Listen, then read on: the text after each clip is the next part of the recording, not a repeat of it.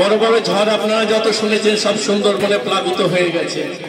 আমরা সুন্দরবনের মানুষ অনেক কিছু সেই ঝড়ের মধ্যে হারিয়েছি।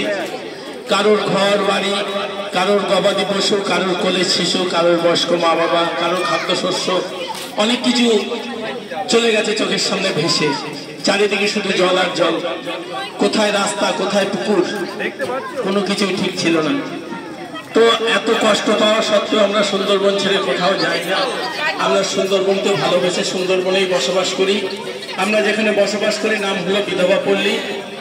যারা নদীতে বা জঙ্গলে পুরুষ মানুষরা কাজ করতে যেতেন, কেউ ফিরে আসতেন বা কেউ আসতেন না। না আসতে আসতে বাড়ির মহিলাগুলো বিধবা হয়ে গেছে বেশিরভাগই। তো সেই জন্যে পাড়ার নাম বিধবা পল্লী। তো আমরা বিধবা পল্লীর মানুষ। বিধবা পল্লীতে থাকা সত্ত্বেও আমরা জঙ্গলেও যাই না, নদীতেও যাই না।